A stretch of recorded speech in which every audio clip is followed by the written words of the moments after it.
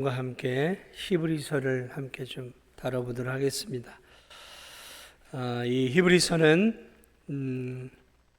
말 그대로 히브리인들을 위해 쓴 것입니다. 히브리 그리스도인들, 그러니까 유대 그리스도인들이죠.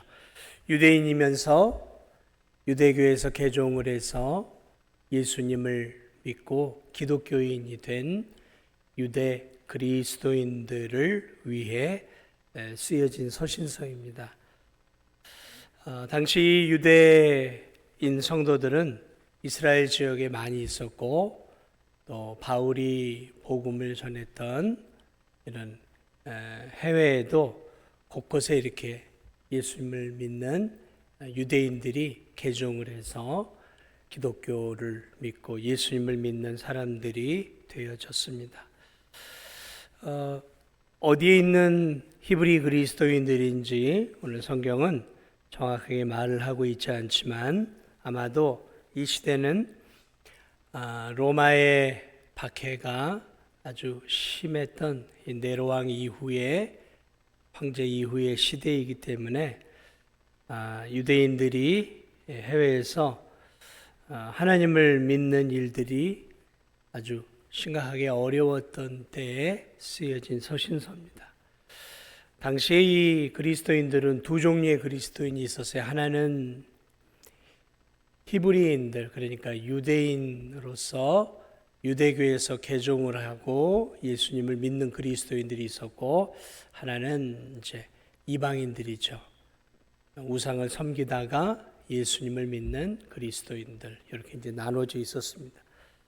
자, 그런데 이 유대인 그리스도인들은 사실은 신앙생활하는 것이 이방인 그리스도인들보다 두 배나 더 신앙생활하는 것들이 어려웠어요.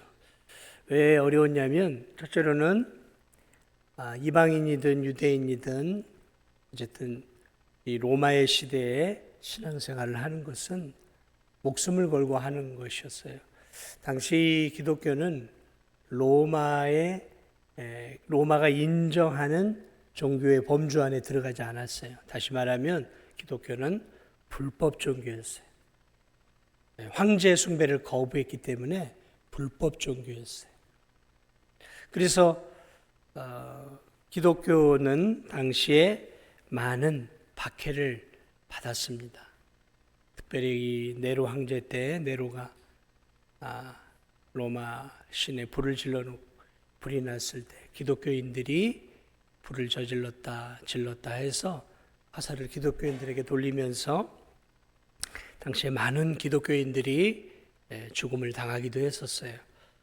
자, 이처럼 그리스도인으로 당시 살아간다라는 것은 많은 손해와 죽음을 감수해야 했습니다. 자, 그런데 거기다가 이 유대인 그리스도인들은 또 하나의 박해와 어려움이 있었어요. 그것은 같은 민족인 유대인들의 회유와 협박 때문이었어요.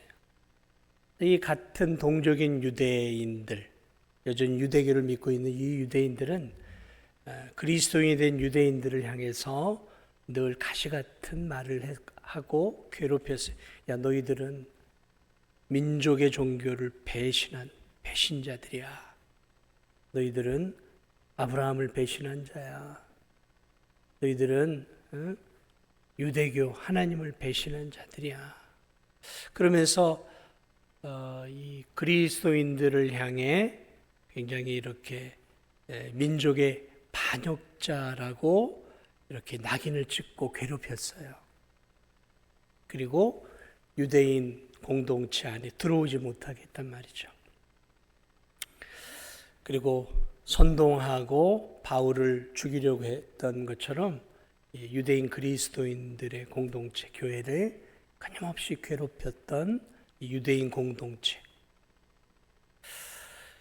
그래 이 유대인 그리스도인들은 로마의 박해와 동료 유대 민족의 협박과 위협이라는 이 이중고로 인해서 굉장히 믿음 생활하는 것들이 어렵고 힘들었어요. 그래서 그들 가운데는 믿음이 약해진 이 그리스도인들은, 유대 그리스도인들은 우리가 그냥 다시 유대교로 돌아가야 되는 게 아닌가, 뭐 유대교 안에서도 또 여호와 하나님을 믿으니까 그러면서 유대교로 다시 이렇게 굴복하고 돌아가려고 하는 그러한 위기죠. 위기가 찾아온 것이죠. 신앙이 흔들린 것이죠. 견디기가 너무 어려운 거예요. 동족에게도 버림받고 로마의 황제에게도 버림받은, 정말 버림받은 그리스도인들이 당시 흩어져 사는 유대 그리스도인들이었단 말이죠. 자, 이렇게 외부의 환란과 시련으로 신앙이 흔들리고 있을 때 오늘 이 히브리서 기자는 이 유대인 그리스도인들의 믿음을 다시 회복시켜줘야 되겠다는 필요성을 갖고 이 히브리서를 기록합니다. 그래서 흩어져 있는 이 히브리 그리스도인들, 양쪽에서 공격을 받고 그리고 다시 율법으로, 복음이 아닌 율법으로 돌아가려고 하는 이 흔들리고 있는 유대 그리스도인들을 향해 오늘 이 히브리 기자가 펜을 들어서 그들의 믿음을 격려하고 그들을 다시 살리고 세우기에, 예수님 안에 그들의 믿음을 세우기 위해 편지를 쓰기 시작합니다. 그러므로 이 히브리서는 특별히 유대인들에게 있어서, 믿지 않는 유대인들에게 있어서 예수라고 하는 이 한 인물, 유대인들, 기독교 유대인들이 자꾸 흔들리고 있는 게 뭐냐면 자기 동족 유대인들이 야, 왜 예수를 믿냐, 십자가에 못 박혀 저주받은 자 아니냐 그러면서 신앙을 흔들어요. 그러니까 신앙이 흔들리거든요. 왜냐하면 유대인들은 율법에 정통한 사람들이 많았단 말이죠. 그러나 이제 기독교는 이제 막 태동했어요. 예수님을 통해. 그러니까 신학적으로나 이런 것들이 견고하지 않아요. 탁월한 사람들이 그 당시에 흔치 않았어요. 자, 그러므로 이들이 흔들리고 있을 때 오늘 이 히브리 기자는 예수 그리스도, 너희들이 믿고 있는 예수 그리스도가 얼마나 참 하나님의 아들이시고 구주이시고 이분만이 우리의 구원자이시다는 이 예수 그리스도가 어떤 분이신지를 아주 이 구약적인 배경 속에서 이 예수 그리스도가 얼마나 그 구약이 기대하고 사모했던 분이었는지를 아주 구약적인 배경을 통해서 유대인 그리스도인들에게 아주 잘 설명해 놓은 거죠. 그러므로 오늘 이 귀한 말씀을 통해서 오늘 이제 바울이 오늘 이 히브리 기자가 이제 이렇게 편지를 쓰기 시작합니다. 자, 1, 2절에 이런 말씀으로 이제 시작을 해요. 옛적의 선지자들을 통하여 여러 부분과 여러 모양으로 우리 조상들에게 말씀하신 하나님이 이 모든 날 마지막에는 아들을 통하여 우리에게 말씀하셨으니. 자, 유대인들에게 쓴 편지라는 것들을 기억하면서 가야 돼요. 자, 그러므로 옛적의 선지자들을 통하여 구약을 얘기하는 거예요.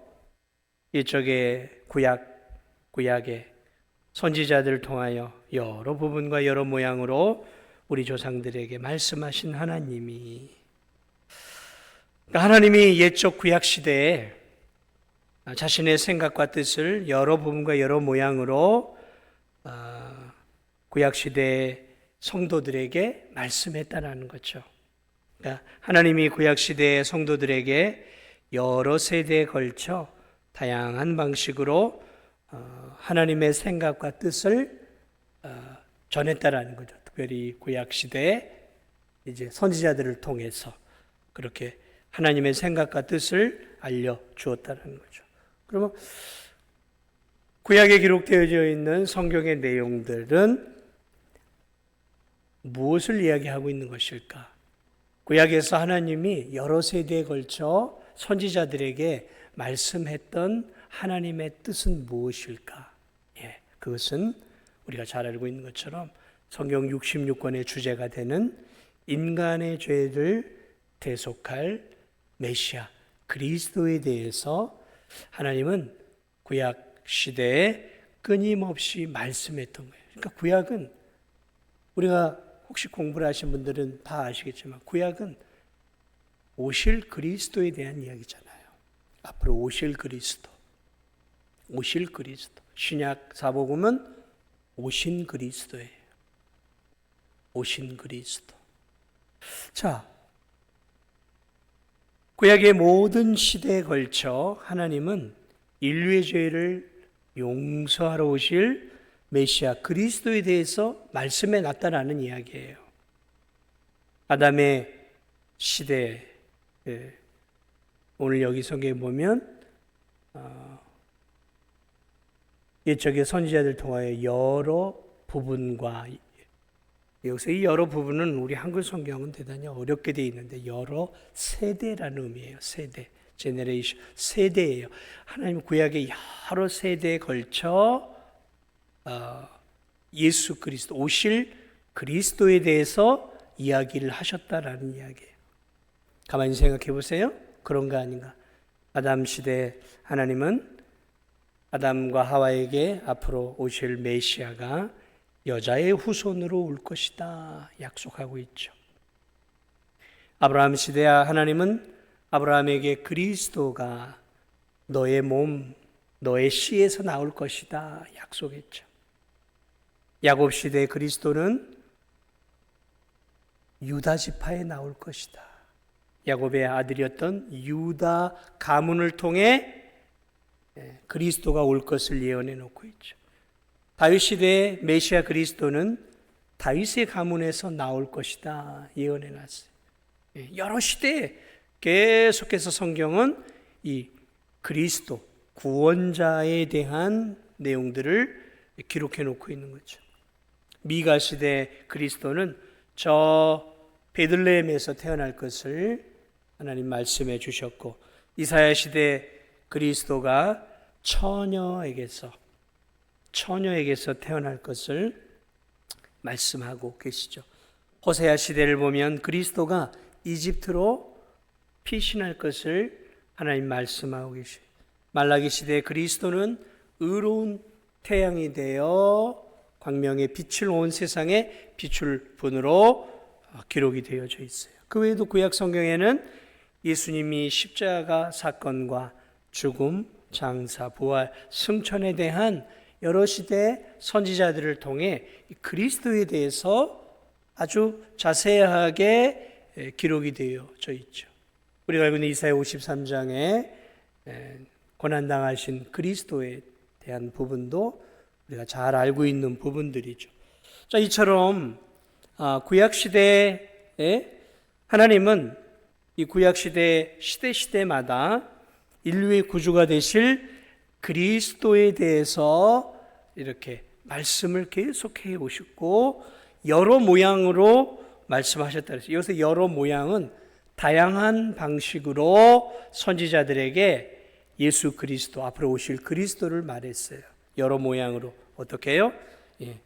선지자들에게 성령이 임하고 영이 임함으로 그 영을 통해서 말씀하시기도 하고, 성령을 통해 때론 이 선지자들이 꿈을 꾸므로, 또 환상을 봄으로, 또 직접 이렇게 목소리, 하나님의 얼굴은 보지 못하고 하나님의 음성을 들음으로, 또는 하나님이 천사들을 보내서 그 천사들을 통해서 이렇게 메시지를 주시기도 하고, 때론 선지자들의 마음속에 내적인 감동을 주심으로 이렇게 하나님의 그리스도에 대한 말씀들을, 예언들을 주셨단 말이죠. 그러니까 이 창세기로부터 구약의 전체 말라기까지 구석구석 앞으로 오실 그리스도, 메시아, 구원자에 대한 이야기들을 세대마다 하나님이 선지자들에게 꿈이나 환상이나 성령을 통해, 또는 음성으로, 때로는 마음의 감동으로, 직접 목소리로, 또는 천사들을 보내셔서 이렇게 그리스도에 대한 부분들을 보여주셨다는 거죠. 자, 그리고 마침내 이 모든 마지막 날 아들을 2절을 보니까 아들을 통하여 우리에게 말씀. 마침내 이제 말라기까지는 선지자들을 통해서 그리스도에 대한 이야기들을 했는데 이제 마침내 구약 마지막 날 다시 말해 이제 신약으로 들어오는 거죠. 아들을 통하여 우리에게 직접 말씀하셨다 그랬어요. 오실 그리스도에 대한 부분들을 구약 성경은 그렇게 구체적으로 하나님이 알려주셨는데 신약으로 딱 들어오면 이제는 오실 그리스도가 아니라 그 오실 그리스도가 육신을 입고 하나님의 아들이 육신을 입고 이 땅에 태어나셔서 공생애를 하심으로 그분의 입술과 그분의 행적과 그분의 기적과 그분의 사역을 통해서 이제 직접 하나님이 메시아 그리스도 예수를 통해서 구원에 대한 부분들을 완벽하게 계시해 주셨다라는 것이죠. 그러므로 계시의 완성은 무엇이냐? 그리스도예요, 그리스도. 구약의 계시의 정점이 뭐냐? 그리스도의 오심과 그분이 오셔서 내가 구약에서 그토록 말하고 있었던 그 메시아 그리스도다. 내가 하나님의 아들이다. 나를 믿는 자는 멸망치 않고 영생을 얻게 될 것이다 하시면서 하나님이 예수 그리스도를 직접 보내주심으로 구약을 통해 희미하게 전해졌던 그리스도에 대한 부분들을 예수님을 보내심으로 완성을 하신 거예요. 그 이야기를 지금 히브리 기자가 서론서부터 웅장하게 시작을 하고 있는 거예요. 1, 2절은 구약 전체를 지금 관통하고 있는 거예요. 관통하고 있는 거예요. 이게 유대 그리스도인들은 이제 알아먹는 거죠. 헬라 그리스도인들은 이게 뭔 말이 알 수 있지만 유대인들은 구약을 알고 있으니까. 그리고 바로 그 예수님이 바로 그 그리스도로 하나님이 보내신 구원자이시다. 그 이야기를 하고 있는 거예요. 이 모든 날 마지막에 아들을 통하여 우리에게 말씀하셨으니 바로 그 아들이 하나님의 아들 예수님이 바로 구약이 말하고 있는 그리스도다.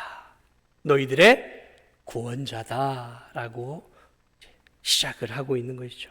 자, 그러면서 2절 중후반절과 3절에는 바로 우리가 믿고 있는 이 예수 그리스도는 어떤 분이시냐? 우리가 믿고 있는 예수님은 어떤 분이시냐? 그러면서 요소 7가지로 아주 심플하면서도 깊이 있게 우리가 믿고 있는 너희 유대 그리스도인들아, 너희들이 믿고 있는 예수님이 누구냐?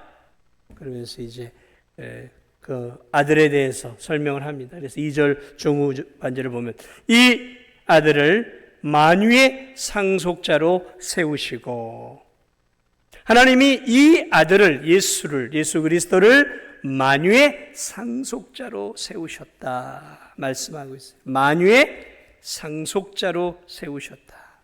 만유가 무엇입니까? 온 세상을, 온 우주 만물을 이야기하고 있는 거예요. 이 세상에 존재하는 모든 것들의 상속자로 세우셨다. 하나님 아버지가 바로 이 예수 그리스도에게 이 만물을 상속하셨다. 그렇죠, 여러분? 우리가 부모가 자식에게 자신의 때가 되어지면 이제 자신의 재산을 상속하잖아요. 그게 이제 구약적인 사고로는 이제 아들에게 상속을 하지 않습니까? 오늘 예수님 맏아들이고 하나밖에 없는 아들이니까 모든 것들을 다 상속하시는 거죠. 상속자. 다시 말하면 모든 것들을 만유, 온 세상을 아들에게 주었다라는 거죠.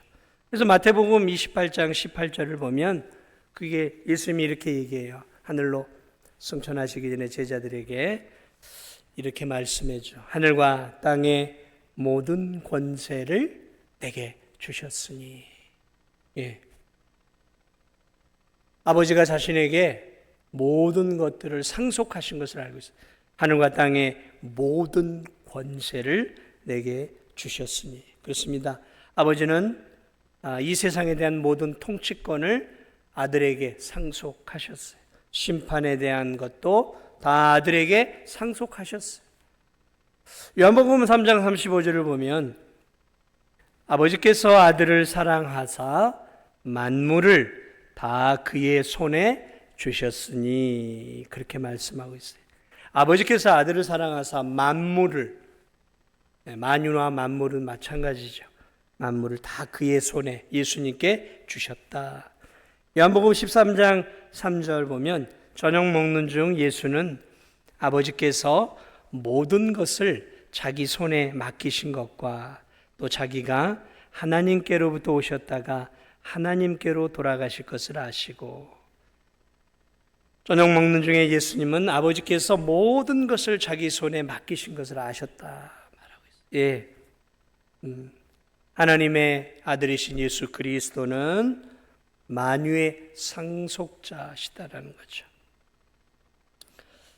자, 그 다음에 계속해서 2절 후반절에 그로 말미암아 모든 세계를 지으셨느니라. 이 아들 예수 그리스도는 만유의 상속자일 뿐만 아니라 하나님이 예수 그리스도로 말미암아 모든 세계를 지으셨다. 다시 말하면 예수 그리스도와 함께 모든 세계를 지으셨다는 거예요. 예수님이 창조주시다는 거예요. 창조주. 창세기에 보면 하나님이 빛이 있으라 하시며 이때 지을 때 하나님이 예수 그리스도와 함께 온 우주 만물을 창조하셨다라는 것을 우리가 기억해야 합니다. 요한복음 1장 1절부터 3절에도 이런 말씀이 있어요. 태초에 말씀이 계시니라. 이제 예수님이죠. 이 말씀이 하나님과 함께 계셨으니 이 말씀은 곧 하나님이시니라. 그가 태초에 하나님과 함께 계셨고 만물이 그로 말미암아 지은 바 되었으니 지은 것이 하나도 그가 없이는 된 것이 없느니라. 그가 태초에 하나님과 함께 계셨는데 만물이 그를 통해서 지어졌고 그가 없이 지어진 게 하나도 없었다. 창조주시다라는 거죠. 아버지와 함께 우주 만물을 창조하신 창조의 하나님. 골로새서 1장 16절도 이렇게 얘기합니다. 만물이 그에게서 창조되되, 이 만물이 여기서 그는 예수 그리스도 안에서 창조되되 하늘과 땅에서 보이는 것과 보이지 않는 것들과 혹은 왕권들이나 주권들이나 통치자들이나 권세자들이나 만물이 다 그로 말미암고 그를 위하여 창조되었고, 만물이 예수님을 통하지 않고 지어진 게 아무것도 없다라는 거예요. 그러니까 하나님은 아들과 함께 우주 만물을, 인간을 창조하신 거예요. 창조주. 예수님은 창조주예요. 아버지와 아들의 관계의 위격은 다르지만 창조주시라는 거죠. 예. 그래서 계속해서 3절을 보니까 이는 하나님의 영광의 광채시다. 영광의 광채. 빛나는 빛이라는 거죠. 영광을 비추어내는 빛이다. 여러분, 우리가 저 대낮에 밖에 나가면 태양이 있잖아요. 저 태양이 한낮에 이렇게 쫙 빛을 비춰내면 이 진도 땅이 환하단 말이죠. 지금은 캄캄하잖아요. 근데 태양이 딱 떠오르면, 저 정오에 태양이 딱 뜨면 그 태양에서 나오는 그 광채가 이 진도 땅을 환하게 비춰요. 예. 태양과 광채, 태양에서 나오는 빛은 불가분의 관계죠. 태양이 있기에 빛이 있고 빛이 있기에 태양이 있는 거예요. 불가분의 관계지만 또 같은 관계는 아니에요. 이처럼 뭘 얘기하고 있냐면 저 태양의 속성이 쭉 광채를 통해 비춰오는 거란 말이죠. 태양을 통해 열과 빛이 이 세상에 임하기 때문에 이 세상이 만물이 소생하는 거죠. 마찬가지예요. 오늘 하나님의 영광의 광채라는 이야기는 뭐냐면 영광스러운 하나님을 온전하게 드러내시는 분이 누구인가? 그분이 예수님이란 얘기예요. 그러니까 우리가 하나님을 알고 싶다. 그러면 누구에게 집중하면 돼요? 예수님이에요. 하나님의 영광의 광채가 예수님이라는 얘기예요. 그러니까 하나님의 영광스러움, 하나님의 속성, 하나님의 성품, 하나님의 능력, 이런 모든 것들을 알고 싶다면 예수님을 보시면 되는 거예요. 하나님의 영광의 광채니까. 그러므로 하나님을 보여달라고 하는 것만큼 어리석은 게 없는 거죠. 그리스도인들은 하나님을 알기 위해서 누구를 봐야 돼요? 예수님을 연구해야 돼요. 왜냐하면 영광의 광채예요. 우리는 저 태양을 직접 가서 볼 필요 없이 태양에서 나오는 열과 빛을 통해서 우리는 태양을 분석할 수가 있는 거예요. 아, 태양은 이렇구나. 마찬가지예요. 예수님을 통해서 우리는 예수님이 어떤 분이라는 것을 알 수 있는 거예요. 그분이 얼마나 영광스러운 분이고, 그분이 얼마나 자비롭고, 얼마나 사랑이 많고, 얼마나 공의롭고, 얼마나 거룩하고, 이런 것들을 누구를 통해 알 수 있다고요? 예수님이에요. 예수님. 그러니까 하나님을 알려면 예수님을 알아요. 그러니까 예수님을 믿는다는 것은 누구를 믿는 거예요? 하나님을 믿는 거예요. 그러면 예수님을 거부하면 누구를 거부하는 거예요? 하나님을 거부하는 거예요. 그래서 유대교에 구원이 없는 거예요.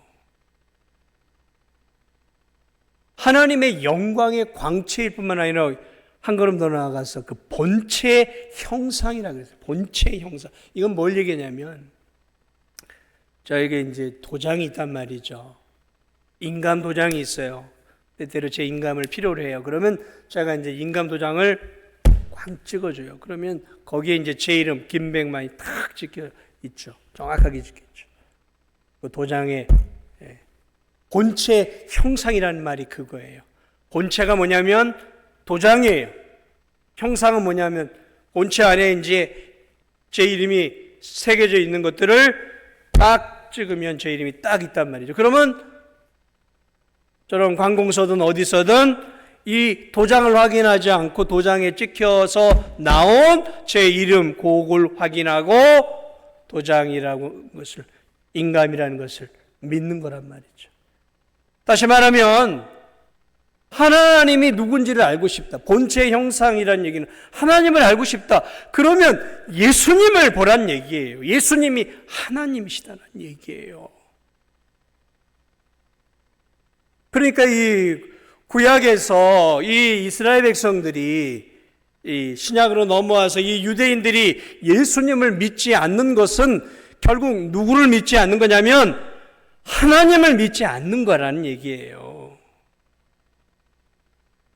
예수님과 하나님이 분리되어 있는 게 아니라 삼위일체 하나님이지만 예수님을 거부한다라는 것은 결국 본체 형상인 하나님을 거부하는 것이고, 예수님을 믿지 않는다는 것은 영광의 광채가 되시는 그 근원 되신 하나님을 거부한다는 얘기예요.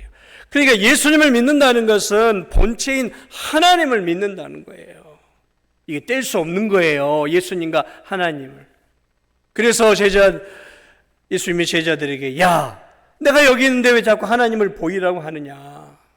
예수님 말씀 그게 나를 본 거로 너희들이 하나님을 보았다라고 예수님이 말씀하신 이유가 거기에 있는 거예요. 그러므로 사랑하는 여러분, 하나님을 알고 싶으면 예수님에게 집중하세요. 그분의 성품, 그분의 하신 일들, 그분의 말씀, 그분의 기적, 그분의 삶, 거기에 집중을 하면 그 예수 그리스도 안에 하나님이 어떤 분이신지가 얼마나 영광스러운 분이시고 얼마나 거룩하시고 얼마나 의로우시고 얼마나 사랑과 자비가 풍성하신 분인지를 우린 예수님을 통해 알 수 있는 거예요. 계속해서 이렇게 얘기합니다. 예수님은 3절에 보니까 그의 능력의 말씀으로 만물을 붙드시고 있다. 만물을 붙드시고 있다. 이게 붙들다라는 건 뭐냐면요, 보존하고 있다라는 거예요. 여러분이 이렇게 꽉 붙잡고 있는 거죠. 붙잡고 있다라는 거예요. 붙잡고 있다라는 거예요. 붙들고 있다라는 거죠. 하나님이 그 능력의 말씀으로 만물이 뭐예요? 이 지구, 온 세상.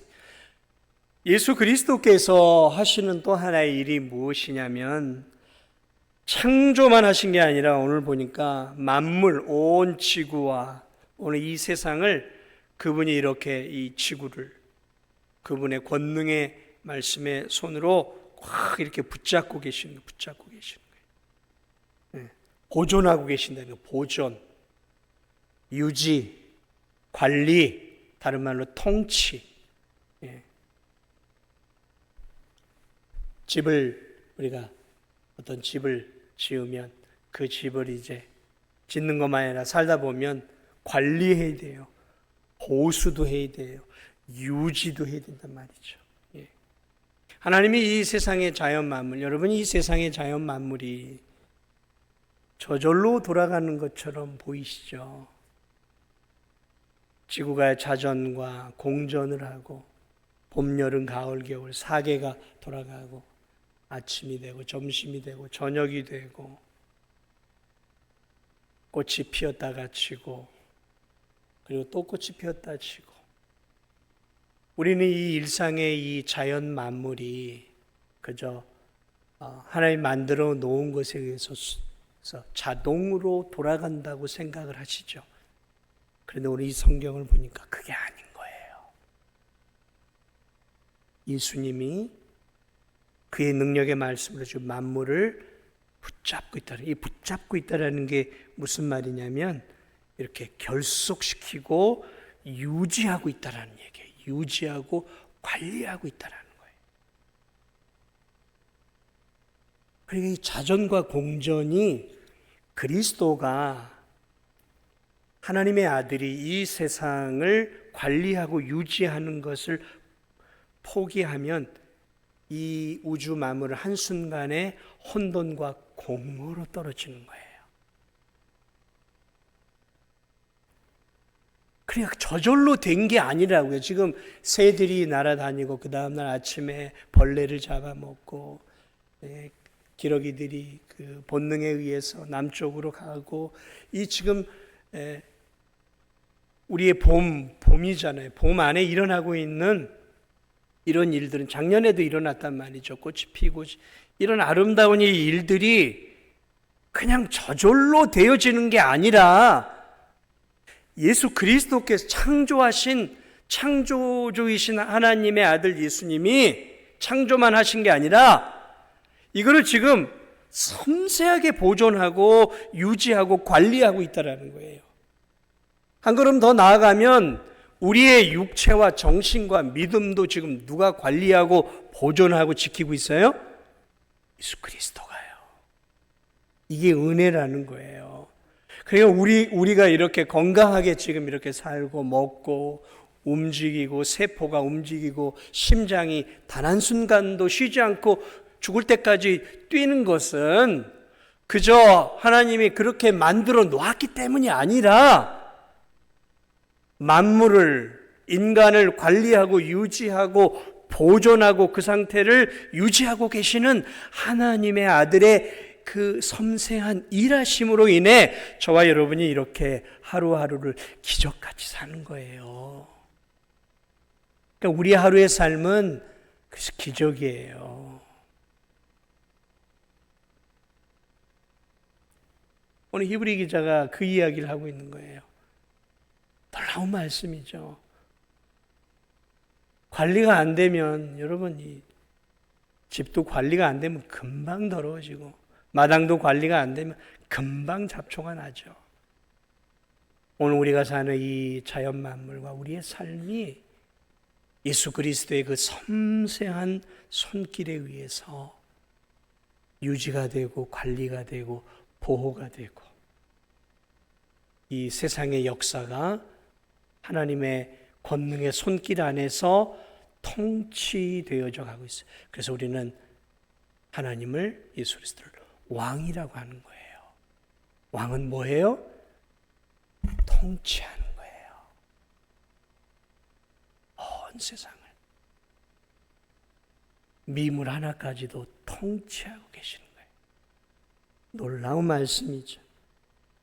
한 걸음 더 나아가 오늘 죄를 정결케 하시는 분이죠. 그렇죠.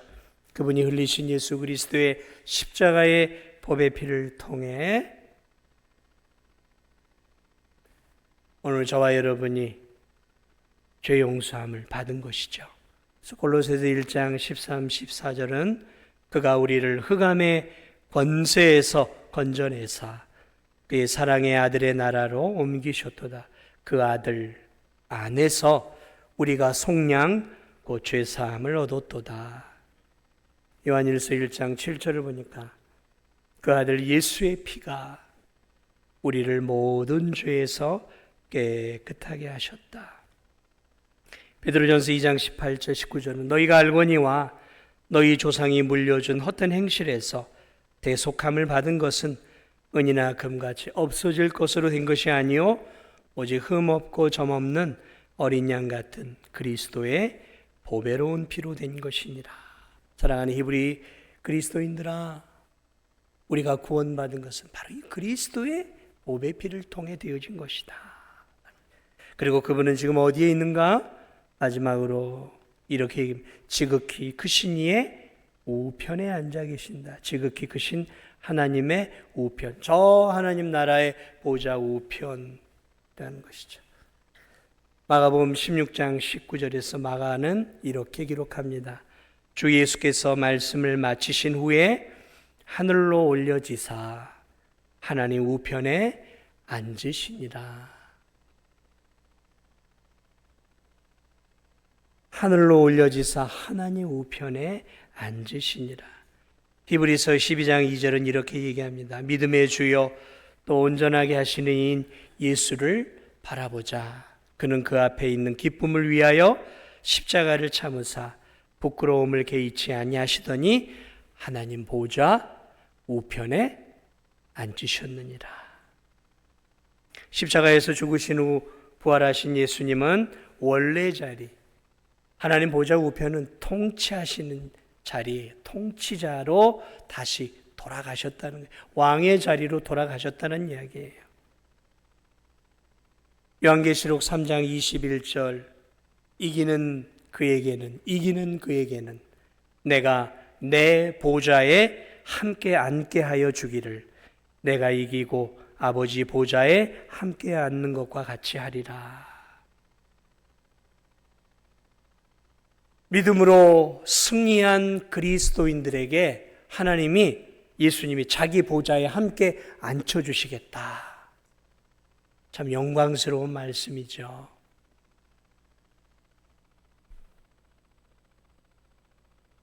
하나님 보좌 우편에 앉아 존귀하게 온 세상 만물을 통치하고 계시는 하나님의 아들 그리스도.